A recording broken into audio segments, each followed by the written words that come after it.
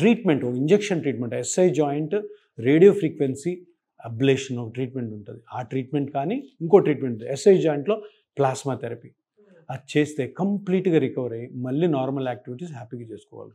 ఇంత తప్పితే ఆ జాయింట్ మీద ప్రెగ్నెన్సీ తర్వాత వచ్చే నొప్పికి ప్రపంచంలో ఇప్పటివరకు ట్రీట్మెంటే లేదు. సో అది అంటే ప్రెగ్నెన్సీ తర్వాత వచ్చే బ్యాక్ పెయిన్ 90% కాజ్ ఏంటంటే సేక్రోఇలియాక్ జాయింట్ ఇన్ఫ్లమేషన్. దానికి చిన్న ఇంజెక్షన్ ట్రీట్మెంట్ ఉంది. కరెక్ట్ టైంలో కానీ వచ్చారు అంటే ఇమ్మీడియట్ రిలీఫ్ ఉంటుంది, లాంగ్ లాస్టింగ్ రిలీఫ్ ఉంటుంది.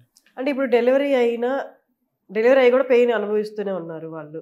అంటే డెలివరీ అయినా ఎన్నో మందికి మిమ్మల్ని వచ్చి కన్సల్ట్ అవ్వచ్చు సార్? ఎప్పుడు నొప్పి ఎక్కువ ఉంటే అప్పుడు రావడం. ఓకే, ప్రాబ్లం ఏం లేదు, ఎప్పుడైనా తీసుకోవచ్చు. పెయిన్తో ఏ మనిషి కూడా జీవించకూడదు. ఒక రోజు, 2 రోజులు, వారం తర్వాత నొప్పి వస్తుందంటే ఫస్ట్ మీకు డౌట్ రావాలా, ఏదో ప్రాబ్లం ఉంది, నేను చూపించుకోవాలి డాక్టర్కి. ఈరోజు ఈ వీడియో చూసిన వాళ్ళు ప్రెగ్నెన్సీ అయిన అమ్మాయిలు తప్పకుండా అరేరే నాకు సేక్రోఇలియాక్ జాయింట్ డిస్ఫంక్షన్, సేక్రోఇలియైటిస్ ఉంది అని వెంటనే కానీ కన్సల్ట్ అయితే ఇమీడియట్గా నొప్పి తగ్గుతుంది. జీవితాంతం భయపడాల్సిన అవసరం లే, జీవితాంతం బాధపడాల్సిన అవసరం లేదు.